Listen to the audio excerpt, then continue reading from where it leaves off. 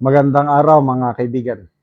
Bigyan natin ng reaction opinion itong post ng DWAR Abante Radio.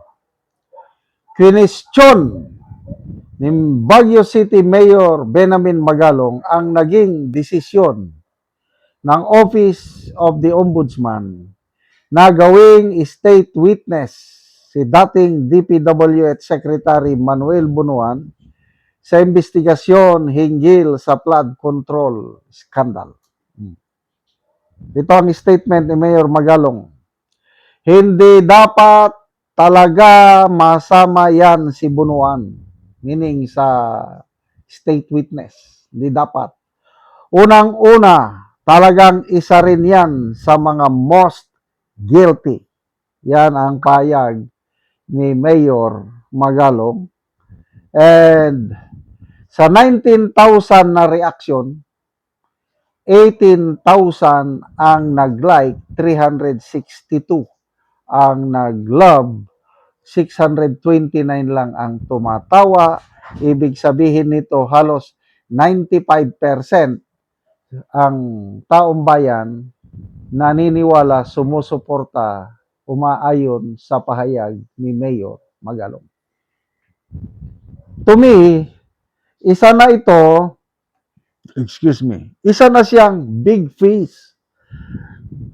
Ito na sana ang pwedeng malaki ng Pangulo sa kanyang zona.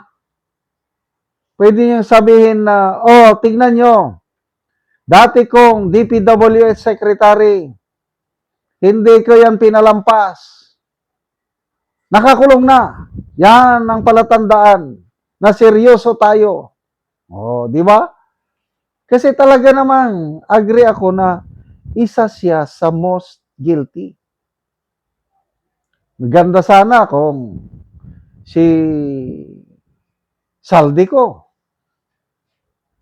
kung totoo sana yung ibinalita noon ng Pangulong Marcos Jr. na nahuli na daw at dadalhin na sa Pilipinas. Kung nakakulong na sana si Saldico dito sa Pilipinas, wow na wow. Pwede nang may maipagmalaki sa zona. And then, ito na, ang pinaka-the best sana. Martin Romualdez. Ang ganda na yung simula ni Ombudsman Boying Rimulyo. Nag-apply ng clearance to travel abroad si Martin Romualdez. When was that? 3 months ago?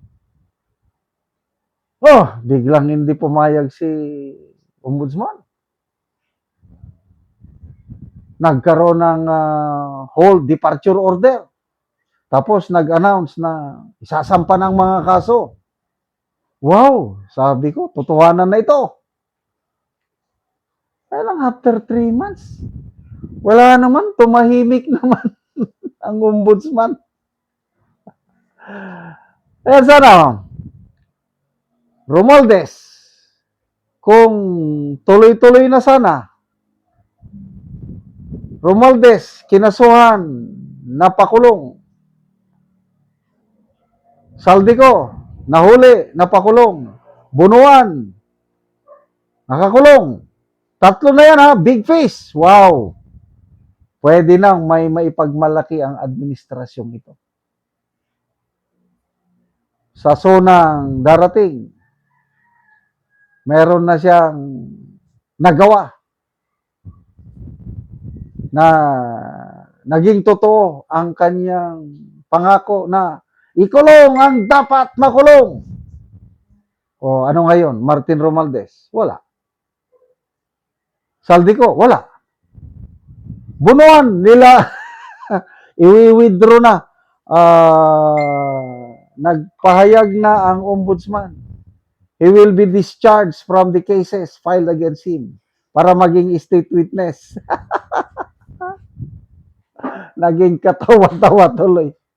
So, bakit nagbago ang isip ng ombudsman? Di ba ang ganda na yung buwelo niya? O baka palabas lang ito. Ito, opinion ko lang ito ha. Para lang bibili bang taong bayan na kinakasuhan, mamaya ilalabas din sa kulungan. Oh, yung dalawang senador na hinog na, isasampa na.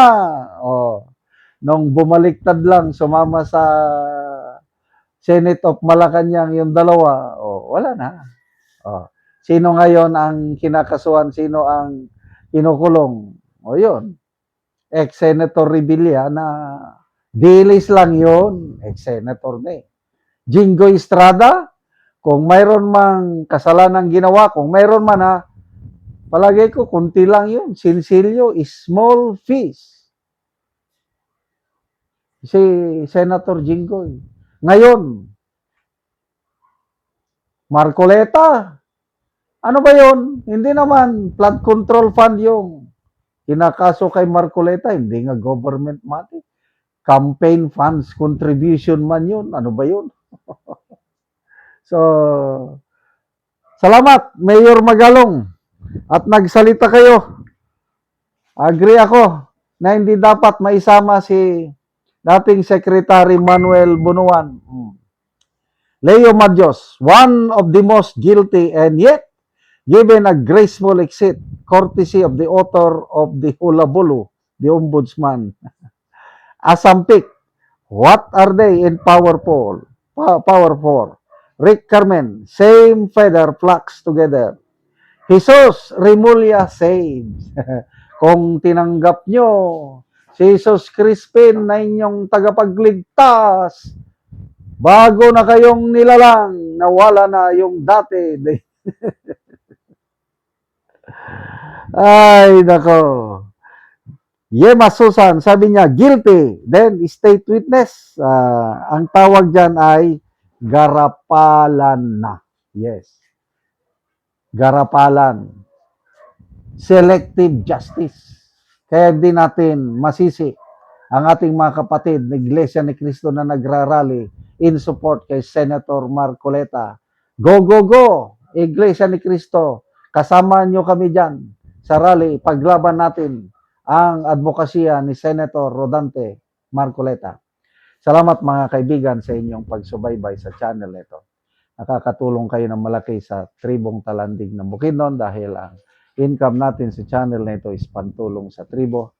Namimigay tayo ng libreng yero at pako para makapagpatayo sila ng mas maayos na tirahan. Panoorin nyo ang video na ito. Karon mo na nagipatindog nga balay sa natabangan na mo og yero. So mo na niyang yero nga among gihatag.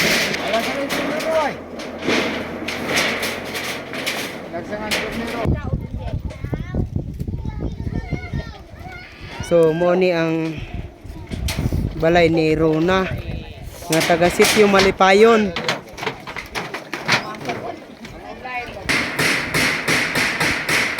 So nagpatabang lang sila ani sa pagpatindog o sa pag-atop, so gitabangan pod sila.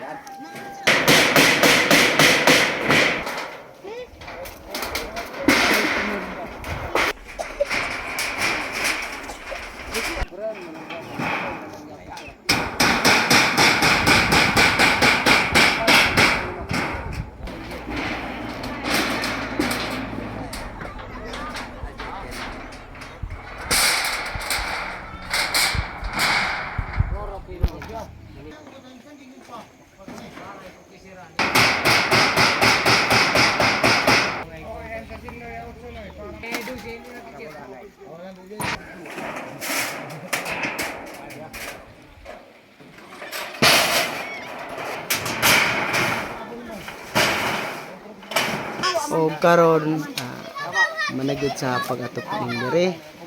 Makita gid nato nga natupan na gid ang gipatindog nga balay. Salamat sa Ginoo ingon mas nagtawang sa akin. Kabalay na gyud akong anak, kitabangan na mo aron makabayasan. Oo, so nakigpuyo lang dai manoy sa inyo ha. Oo, nakipuyo ra na Karon nakabalay na. nakabalay na gyud. So pila gid manoy ka tuig nga nakigkuan lang siya, kigpuyo lang sa inyong balay. Kape na gyud sa katuig. So karon pa gid siya Karon pa naka nakabalay gyud tungod sa tabang. tungod sa tabang. Oo, so makalahi na gyud sila. Oh, Oh, salamat kayo Manoy. kayo. Oh, salamat kayo.